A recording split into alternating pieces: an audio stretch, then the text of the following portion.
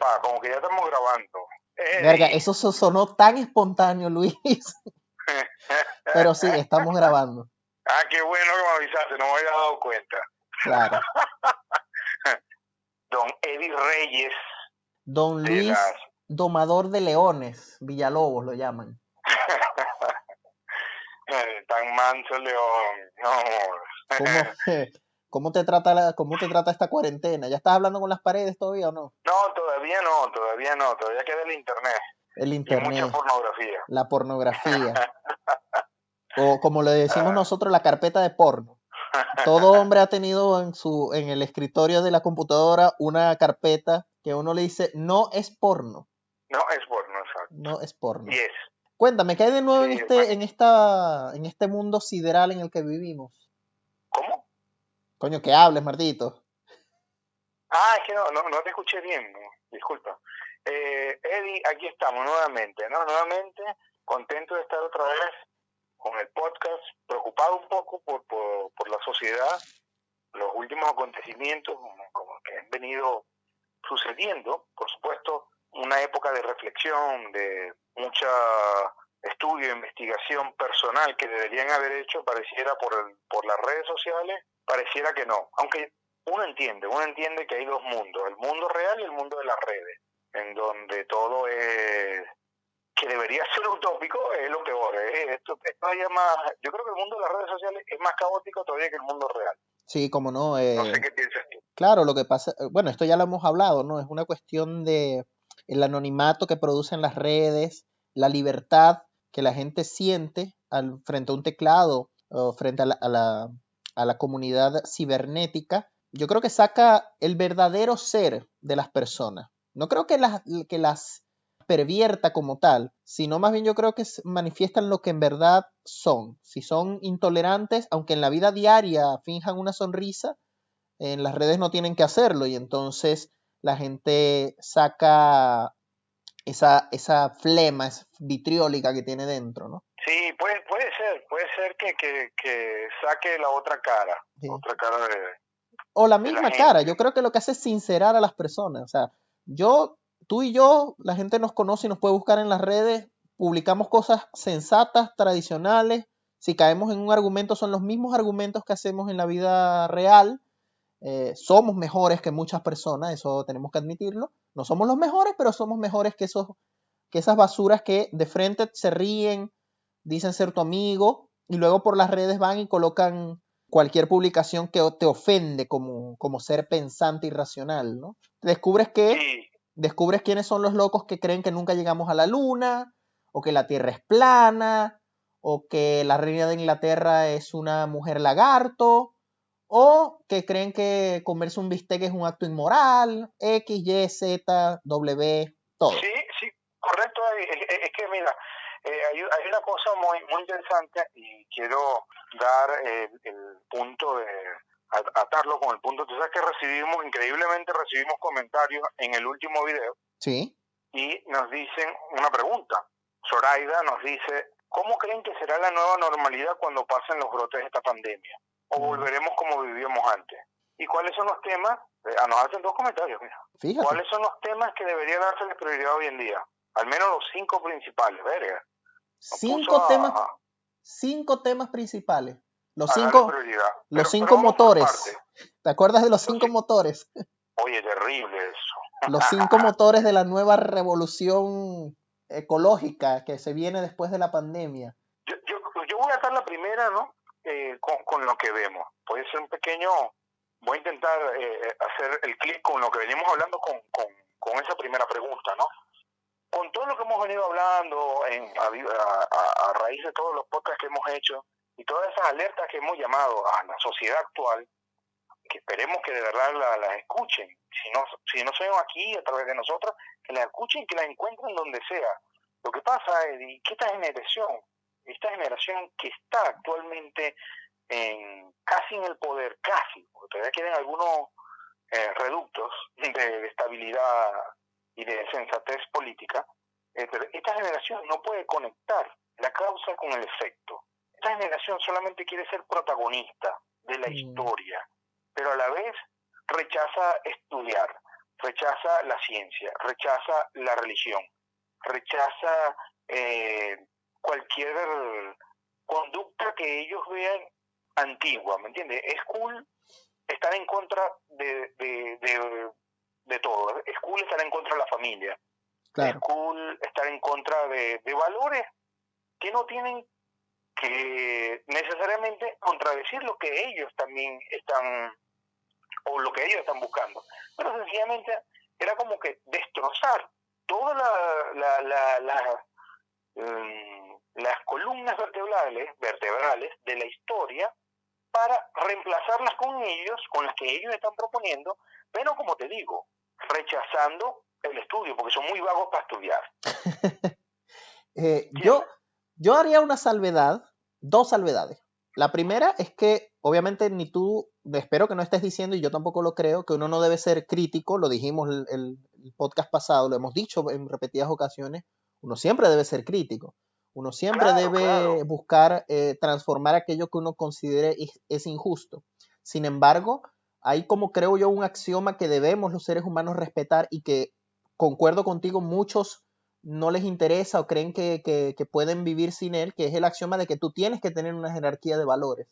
A juro, tienes que tener unos 3 o 4, digamos, núcleos de lo que consideras valioso para ti, y eso eventualmente genera una jerarquía de valores que te guía en tu lucha, en la crítica que tú puedas tener. Parece que hoy en día en esta sociedad posmoderna muchos niegan la necesidad de eso y lo niegan a su propio detrimento, ¿no? O sea, lo niegan a su propio, to their own peril, como dicen en inglés, ¿no? A tu propio peligro. Tú ves cómo lo hacen. No creo que... Y los hace más miserables. Y la segunda cosa se me olvidó, así que si después me acuerdo la repito. Así mi punto no es ser crítico, el hecho de que no puedas criticar, al contrario. El problema es que esta generación pone ya me acordé.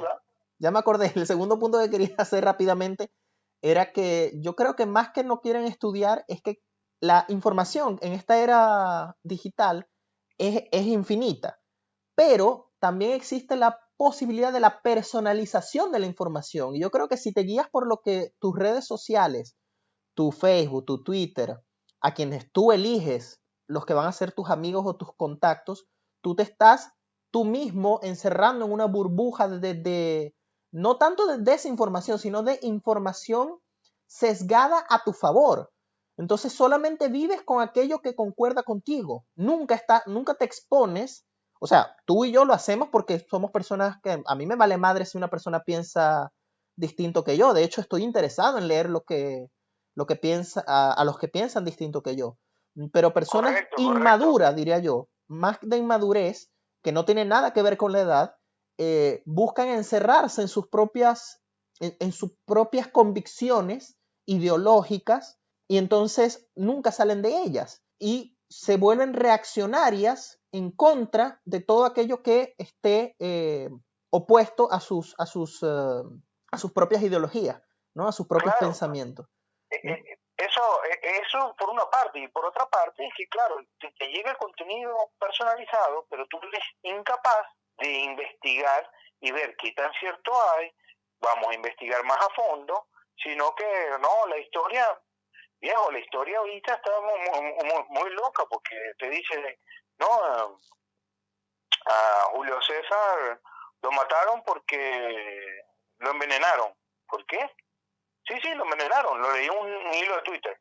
Y ya, ¿entiendes? Claro. Y dices, verga, está bien que consumas información personalizada, está todo muy bien, pero tienes, además de hacer ese ejercicio que tú acabas de mencionar, que es el deber ser, que es buscar también contratar la otra parte, porque como te digo, es cuestión de investigar, de no comerte la torta que te están dando con los ojos cerrados, sino que analizarla, verle la mezcla, ver la contextura, ver el nivel de azúcar, ¿me entiendes? Todos los factores que te puedas analizar. Yo siempre haciendo analogías con comida, increíble. Claro. Pero tienes que analizarlo de todo para poder formarte un criterio bien válido. Correcto. Entonces, bueno, y con objetividad, cierta objetividad, porque sabemos que la objetividad máxima no existe. No. Pero tienes como tú dices, pues va atado a tu cadena de valores que pueden variar infinitamente con respecto a otro. Sí. Pero tienes que tener esa posibilidad de decir, y esa, más que posibilidad, ¿cuál es la palabra? Esa humildad de poder decir, mira, yo puedo aprender de otra cosa, de otra postura, yo puedo aprender. Es como que debo decir, de esta línea no me salgo. Claro. Viejo, la vida no es así. No, para nada. Es decir, humildad y sinceridad, ¿no? Sinceridad también. Y disculpa que te ataje, pero nombraste a Julio César y hablaste sobre la desinformación y me hiciste recordar, esto es bastante azaroso, pero tiene que ver con lo que estamos hablando. Hace poco yo vi una biografía de Juana de Arco, una persona que yo admiro muchísimo en la historia, una mujer fuera de serie, una niña, una muchacha, una mujer fuera de serie, que salvó a una nación. Y la biografía muy bien construida, muy buena, es un canal de YouTube especializado en biografías, lo pueden buscar, se llama Biographics. Hay biografías de todo, incluso hay una de Simón Bolívar muy buena también. Obviamente las biografías nunca pueden ser exhaustivas, porque si fuesen exhaustivas duraran 10 horas. Pero lo que me pareció curioso de esta biografía de Juana de Arco es que cuando tocan el tema, y aquí yo me di cuenta del sesgo que tenía, lo acepté, la biografía en general me pareció muy buena, pero fíjate que en un punto dado, el comentarista indica que hay estudiosos que plantean que la razón por la que Juana de Arco se vestía como hombre no era solamente para cumplir su deber que ella pensaba que era divino ni nada, sino porque era probable que Juana de Arco fuese transgénero, fuese una persona transgénero.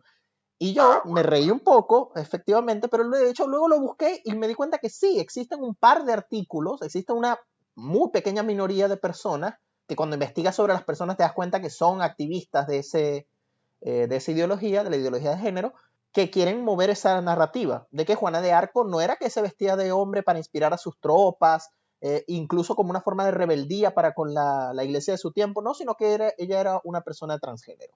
Yo no estoy diciendo que no sea una posibilidad, es una posibilidad, pero la evidencia con la que contamos no parece apuntar hacia esa conclusión. Es una conclusión a la que tú llegas por tu sesgo ideológico, ¿no? Claro. Nuevamente, es como te digo, porque esta generación solamente quiere ser protagonista, pero rechaza estudiar, rechaza las investigaciones, o solamente las dice cuando son favorables, porque, y esto lo hago como una crítica, bueno, ya lo veníamos hablando en podcasts anteriores, cuando te presentan una información, muy pocas veces te dan la otra cara de la moneda. Por ejemplo, en este caso en particular, donde estabas hablando de la biografía de la Gran Juana, sí, pudo haber dicho o pudo haber incluido, a pesar de que en la actualidad se considera una teoría de que pudo haber sido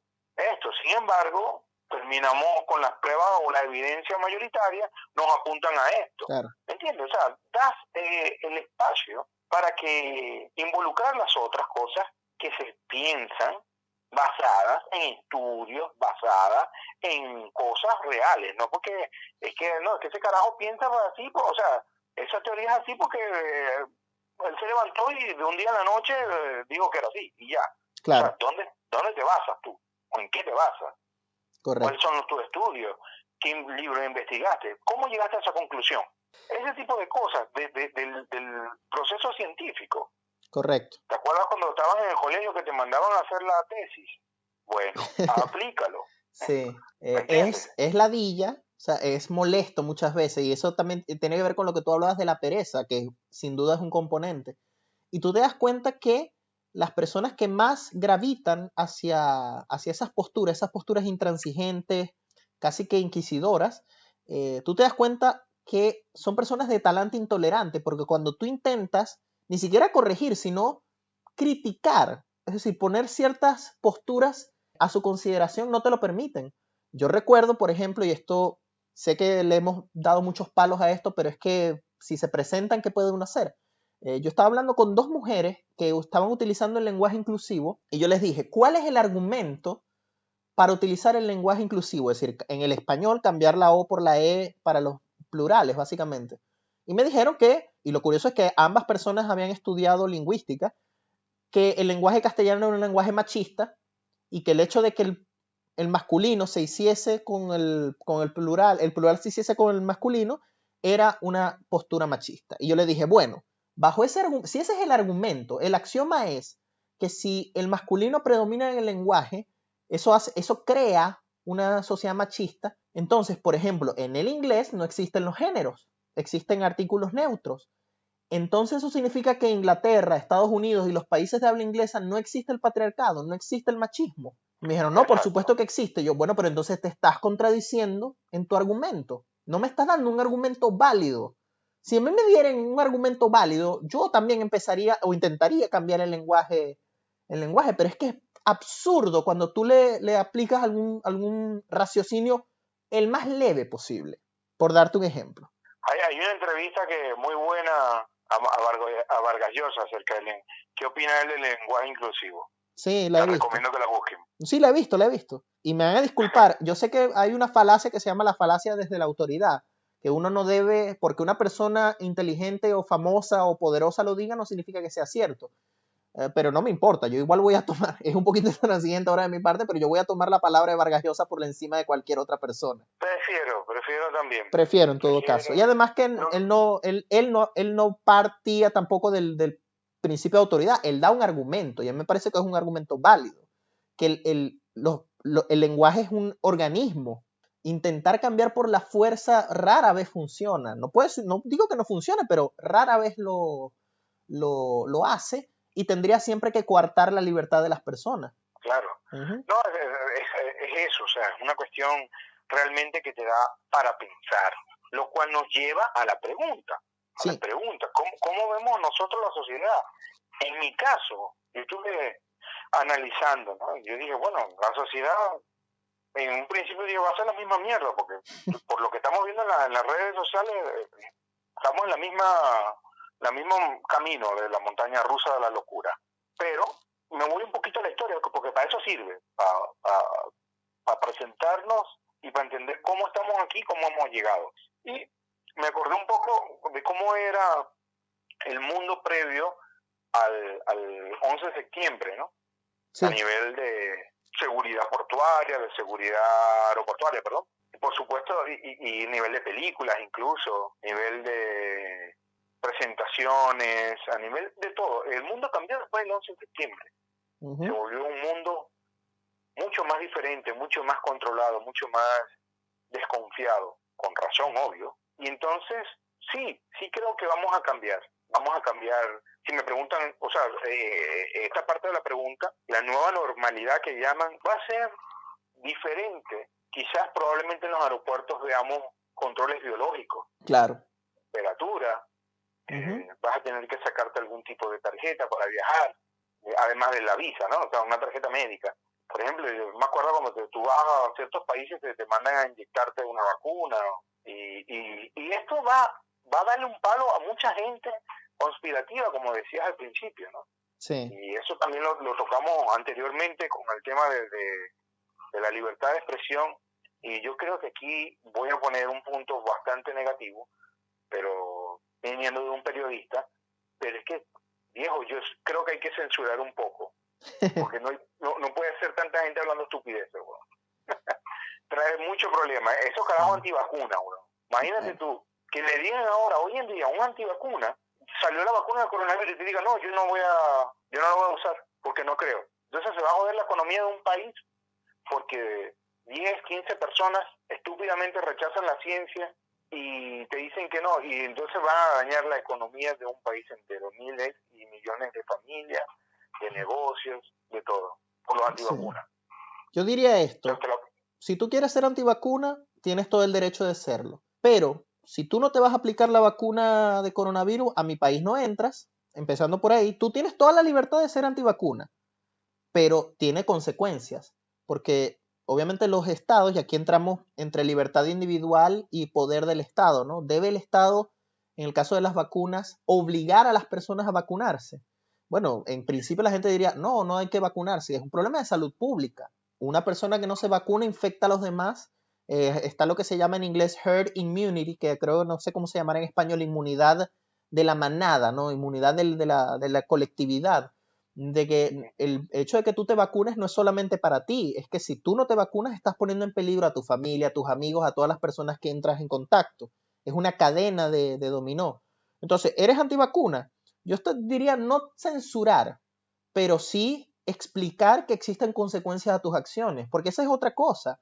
El internet, la carretera informativa, como lo quieras llamar, parece que mucha gente puede hacer lo que le dé la gana, o más bien decir lo que le dé la gana y no tener consecuencias. Que está bien. Correcto. En las redes sociales, yo diría, las redes sociales, esto es un debate muy largo para tener, pero hay un debate de si considerar las redes sociales y el internet como una figura como un bien público. Y si es un bien público debe ser administrado por el Estado. Pero en el caso, por ejemplo, de las grandes redes sociales son compañías privadas. Y si ellas, como compañías privadas, quieren establecer un cierto tipo de censura, están en su derecho. Es un derecho de privados. Más, si se consideran... Pero es que es una estupidez que pensemos que no lo hacen desde ya. No. Fíjate, Facebook, Twitter, y por otro lado, también el Estado ha participado. En el caso de Venezuela, han metido gente por tuitear, presos, han metido presos a gente por tuitear. Sí, claro, pero estamos hablando de un sistema tiránico. En este caso ya yo lo dije, el caso de Inesita Terrible. ¿No? ¿De quién? Inesita Terrible, así era su usuario, no sé si todavía sigue activa, no, ella se fue para España. Sí, también una mujer, ahí nadie la salió a defender, ¿sí? Ningún grupo feminista la apoyó. Fue un caso bastante sonado, pasó preso, no sé, 2 años, algo así, y 1 año, algo así, no me acuerdo, por tuitear, porque le estaba cayendo vaina al gobierno. Entonces, eres responsable en cuanto a qué, a cuanto te diriges, a qué estilo. Si es en contra del gobierno, o es en contra de las medicinas, o es en contra, claro, es un tema bastante delicado, pero lo cierto del caso es que alguien tiene que hacerse responsable, porque la desinformación que están creando, el problema es mayor, y lo vemos como en el caso del virus. Claro. Como tú dices, una persona antivacuna, perfecto, pero no puedes viajar, por ejemplo. ¿Sí? Porque el país, de repente, el control biológico que te estaba hablando, de repente es eso. Mira, para viajar tienen que mostrar, y esto no es algo muy alocado. De hecho, esto puede ser un requisito. Para viajar a estos países tienes que ponerte la vacuna anticoronavirus. Si no la tienes, no puedes viajar. Sí, correcto. Si es que ya lo es. Para ciertos países tienes que aplicarte vacunas, si no, no te dan el visado o no puedes entrar al país, o por lo menos se te advierte de que vas a tu propio riesgo, porque te puedes, no solo tú ir a contagiar, sino que tú te puedes contagiar de una enfermedad a la que tu cuerpo no está habituado en otro país. Por ejemplo, cuando venía con el tema de la fiebre amarilla, que uno se tenía que vacunar y todo eso, ¿no? Pero en este caso es más complicado, porque este virus, en ese caso en ese ejemplo que tú lo dices, el afectado básicamente eras tú, porque te daba fiebre y te jodías tú. Pero como aquí contagias a los demás, ya es un problema de salud pública completa. Entonces, si me preguntan a mí, la nueva normalidad viene controles biológicos, y esto es lo que logró el virus. Sí, eso va a ser un cambio. Yo cambiaría un poco la pregunta, en el sentido de que yo no creo que nada vaya a cambiar si no hay un liderazgo y si no hay organización de parte de las personas para hacerlo cambiar. Tú y yo nos burlamos, y con justa razón porque son demasiado tontos, pero la idea de que al alejarnos los seres humanos de la naturaleza, ciertos ríos se han limpiado, el ciclo de la lluvia ha retomado. Yo no sé si eso es 100% correcto o no. No he hecho la investigación adecuada, debo ser sincero al respecto. Pero si lo fuese, para mí es obvio, ¿no? Obviamente, si dejas de contaminar un río, un lago, o dejas de taladrar un bosque, obviamente que va a haber un cambio. Cuando esa es la actividad que venías haciendo, va a haber un cambio. Sí, lo que va a determinar si ese cambio es transitorio o permanente no es si tú como individuo tomaste conciencia, porque esto es volvemos al debate entre individualismo y sociedad. Es que tú tienes que ser un agente activo para el cambio en tu sociedad. No te puedes quedar solamente tú reciclando, pendejo. Es decir, tú tienes que buscar la manera de persuadir. Entonces, mi respuesta yo creo base que más que persuadir, educar. Bueno, digamos educar. Pero mi respuesta base sería, nada va a cambiar si no nos organizamos para hacerlo cambiar. De mi parte, te puedo decir que a mí me tiene 100%, pero 1000% sin cuidado si las cosas cambian o no. porque, porque yo soy un ermitaño. Pero para los que nos escuchan y son personas de bien, que quieren hacer algo en el mundo, háganlo. No se queden, no piensen que el mundo va a cambiar solo si ustedes no hacen nada. Así que sí, controles biológicos es posible que haya. Recrudecimiento de ciertos regímenes autoritarios lo discutíamos la vez anterior, de que esta es una gran excusa para los tiranos volverse más tiránicos, valga la redundancia, y para los populistas volverse más populistas. Yo espero que haya un efecto contrario, así como hay la ley de Newton, de que toda acción tiene un efecto contrario, que así como los tiranos se vuelven más estúpidos, así los tiranos se vuelven más tiranos, también se vuelven más descuidados y estúpidos. Y eso haga que la gente tome más conciencia de qué basura de personas los están gobernando. Como en el caso acá concreto de Chile, de que te conté que me calé 2 discusiones parlamentarias para ayudas en esta cuarentena y he visto la miseria de ciertos sectores políticos y por lo menos veo en las redes sociales que el pueblo chileno está respondiendo, tomando conciencia sobre, una vez más, y no voy a nombrar nombres para no herir susceptibilidades, más de lo que ya lo hemos hecho, de quiénes son los miserables que los están gobernando. Entonces, yo espero que haya un efecto también contrario, que haya una toma de conciencia por parte de la ciudadanía de que necesitan tomar un rol más activo. Si no, no va a cambiar nada. Otra cosa que yo creo que sí va a cambiar, o sea, yo estoy seguro de que va a cambiar porque la historia no lo ha dicho así. Podemos hacer esa apuesta, pues. Aparte de los controles sanitarios, biológicos. Bueno, que venía la otra parte, ¿no? Que de la pregunta. Decían, ¿cuáles son los temas que debería dárseles prioridad? Sí. El tema prioritario, obviamente, es el de la salud y economía. ¿Cómo te preparas tú ante una situación similar al futuro? Ese tema ya está en el tapete, el teletrabajo, por ejemplo. Eso es una de las cosas que va a cambiar.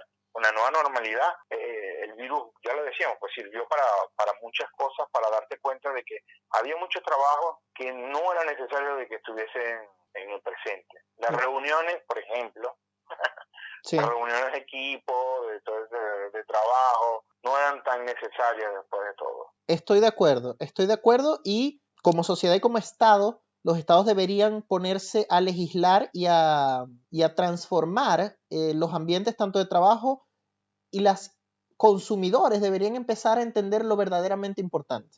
Es decir, eliminar lo superfluo de ciertas cosas que ya no necesitas, ciertas actividades, ciertos comportamientos, ciertos vicios, que ya no son necesarios porque la pandemia que nos ha obligado a estar con lo mínimo, a estar con lo necesario, yo espero, no soy necesariamente optimista, pero espero que haga que las economías se reestructuren en base a darle más peso a lo verdaderamente fundamental.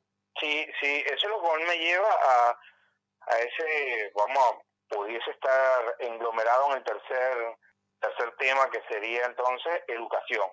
Educar a la gente, como estás diciendo, a enfocarse en lo que realmente es importante, ¿no? Porque hay que reeducarnos. El virus nos enseñó a reeducarnos, a ver lo verdaderamente importante, a ver dónde lo esencial. Muchas veces lo dejamos desapercibido porque estamos mirando otra tontería. Sí, estoy totalmente de acuerdo. Otro tema que yo creo que debería darse la prioridad es un tema bastante poco común, pero no es tan poco común, pero no menos importante, es a la recreación. Porque el estar encerrado, el estar en cuarentena también te causa un reto a manera de conservar la salud mental. Y por ley, al menos en el caso venezolano, hay ley para... Lástima que es Venezuela, ¿no? Toda la locura. Venezuela no existe, Luis. Con el nombre. Venezuela no existe, Luis. Hay gente que cree que existe, sobre todo los que viven en Venezuela, pero déjenme asegurarles desde afuera que no existe. Es un agujero, un espacio vacío.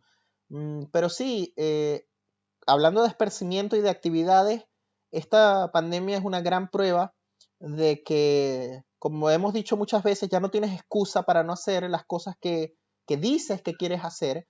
Y si no las hiciste, quizás es porque no las querías, para empezar, ¿sabes? Yo sé que yo he concretado algunos proyectos mientras he estado en cuarentena. También sé que no he hecho todo lo que debía haber hecho, pero entiendo que es parte también de mi naturaleza, que uno también necesita a veces echarse a no hacer nada y que las prioridades que terminan por asentarse son las verdaderas, ¿no? Son las que nos permiten identificar los vicios.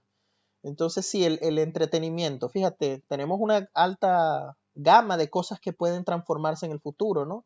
Los controles, la libertad de expresión o los límites que la libertad de expresión tiene, la responsabilidad que tenemos para con nuestro libre discurso, la educación, la entretención, como dicen acá en Chile, no el entretenimiento, la entretención.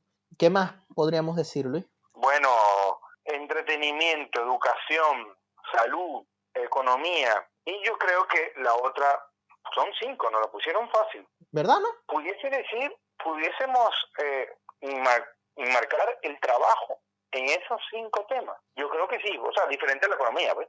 Claro, es una forma de llegar al mismo punto, pero efectivamente, economía no es solamente trabajo, es también dónde están los medios de producción, dónde están las materias primas, correcto, la importancia de las materias primas, la transformación. Y a pesar de que estamos siempre conectados, también ¿sabes qué he aprendido a apreciar un poco? No al 100%, me sigo exasperando, pero el valor del silencio y de la meditación y de estar a solas. Eso es algo que Louis C.K. decía en una entrevista. Él decía que él abandonó el celular, bloqueó en su computadora el internet por un tiempo, por lo menos hasta que se desgració con lo del movimiento Me Too. En una de sus últimas entrevistas él decía que hemos olvidado lo que significa simplemente sentarse en una silla y estar solo con uno mismo. No es nada malo. Sí. Siempre tenemos que tomar el teléfono y escribirle a 50 personas y no le contestamos a ninguna cuando nos contestan de vuelta. Entonces somos una sociedad bastante cínica y ojalá el cinismo baje un poco después de esta pandemia. La gente entienda lo que verdaderamente, si quieres hablar con alguien, habla, sé sincero con la persona. Si no quieres hablar con esa persona, lo digo por experiencia propia, ¿no? Así que, pero sí, el trabajo y la forma como trabajamos, como vemos el trabajo, ¿no?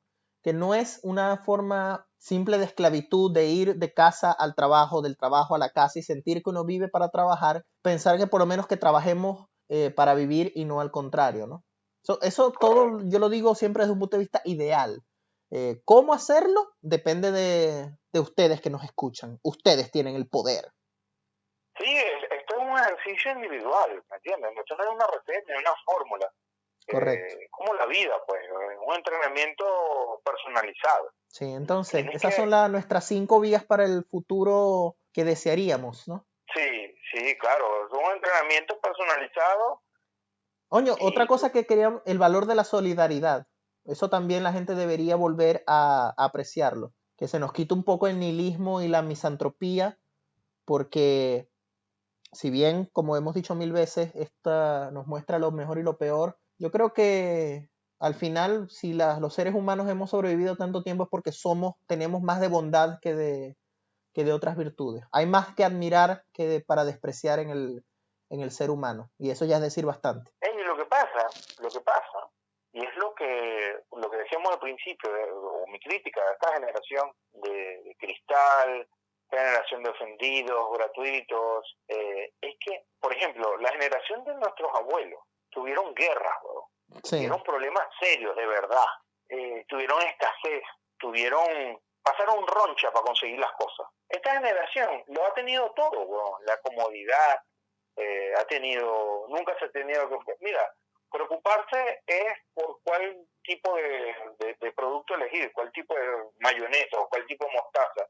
cuál quiero hoy, una Dijon o una mostaza pimienta, una mostaza a la piedra, una mostaza normal o la Dijon, ¿me entiendes? Esos son los grandes problemas. Claro. Entonces no se ha valorado eso, no valoran el sacrificio que hubo antes. Y nuestros abuelos sí lo entendían. Claro. Y se conformaban y vivían a través de la experiencia. Ahora hay una expectativa tan grande, pero tan grande, que eso no solamente lo estoy diciendo yo, de hecho se lo escuché a un psicólogo argentino que estaba citando a su vez a uno francés, que decía eso, ¿no? De que esta generación que lo ha tenido toda la comodidad, no ha sabido valorar eso y crea un nivel de frustración porque cree y se den la obligación de que tiene que conseguir y lograr todo. Si y el alguien... nivel de frustración de nuestros abuelos era mínimo en comparación al de ahora. O sea, había una resignación a decir, venga, nunca voy a tener 2 yates, por Dios. Ahora es no, trabajar en función de vivir 2 yates. Pero es realista. No, no es, pero este mundo me ha enseñado que sí se puede. Oye, que sí se puede, bueno, pero no todo el mundo llega. Claro. Y eso me recordó, bueno, porque en esta, digamos, en esta pandemia, agarré la guitarra y empecé a tocar un pequeño riff, y la letra que se me vino, creo que te lo comentaba en este video, era así, porque no todos van a triunfar. Sí. Increíble cuando me encontré esa entrevista por allí y vi eso, y dije, mierda, esta fue la inspiración que se me vino a la guitarra. Claro. Hay un ejemplo, por ejemplo, yo sé que esa canción no va a llegar a nada, o probablemente no llegue, no estoy diciendo tampoco menospreciándola, de repente sí, y se convierte en el éxito que va a destronar al reggaetón, al trap, y me va a colocar a mí como el compositor del año 2021, ¿por qué no? ¿Por qué no? Pero si no lo logro, no me voy a frustrar. La vida sigue. La vida sigue, ¿entiendes? Entonces la gente, coño, se frustra de una manera, hay unos problemas tan grandes que se hacen en su cabeza, coño, tu madre, te levantaste, huevón. Hay un verguero de personas que no se levanta al día. Claro. Ya es ganancia. Sí, si alguien quiere ver una película que ejemplifique perfectamente esta frustración de la nada, o más bien vuelvan a ver bajo esta mirada, bajo lo que acaba de decir nuestro estimado filósofo don Luis Villalobos, es el Club de la Pelea. Si ven el Club de la Pelea, ahí está la frustración de las nuevas generaciones, dicha hace 25, 22, 20 y tantos años por David Fincher. Y sí. yo me despido con esto. Yo sentía y siento esa misma desilusión de la que tú hablas. Me acuerdo que hace muchos años yo puse un post en Facebook que decía básicamente y hablaba de mi generación, porque es mi generación y la que viene después de mí que lo está sufriendo. La crisis existencial de mi generación es que no hay crisis existencial en mi generación.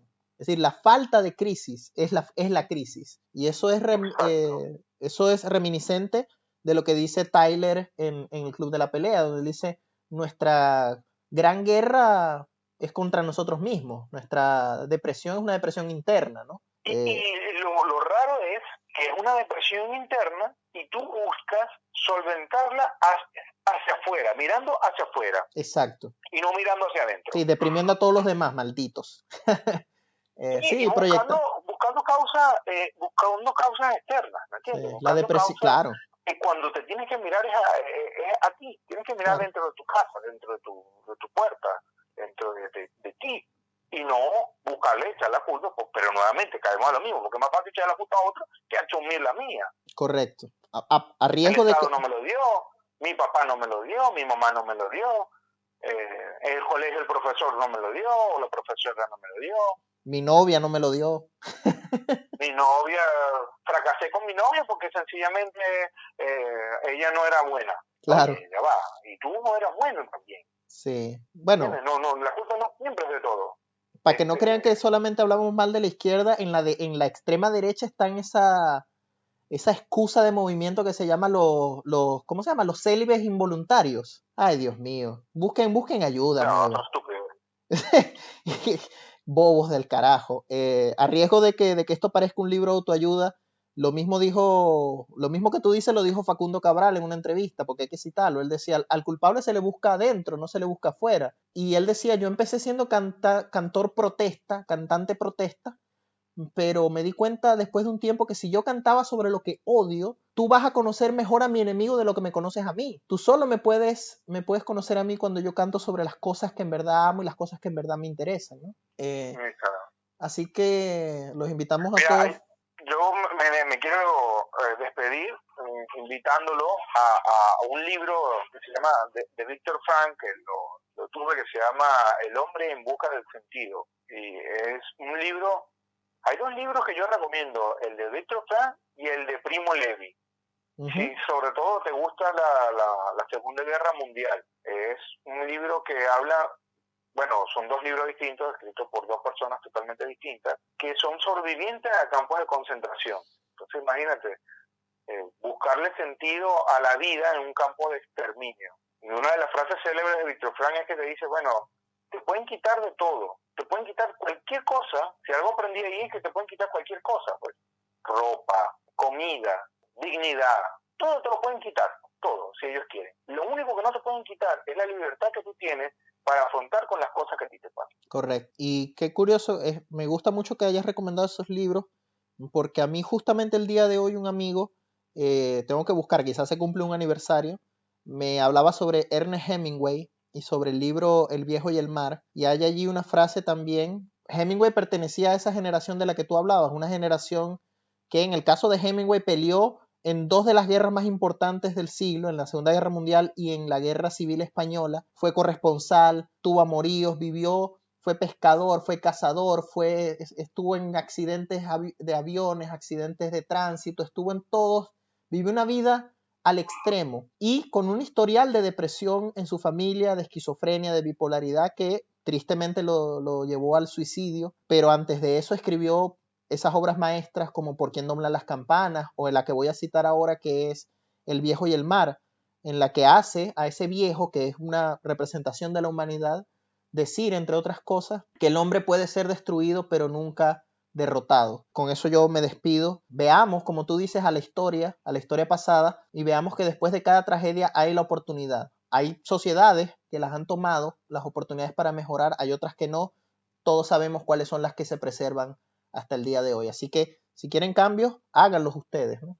Así que... No esperen que los demás decidan por ustedes, no esperen que los demás hagan de verdad, pero el cambio no es que, ay, no, yo voy a salir, no, el cambio es estudiar, el cambio es prepararse. Prepararse, así es, señores, que tengan muy buena resto de pandemia, cuídense mucho, nos despedimos, hasta la próxima.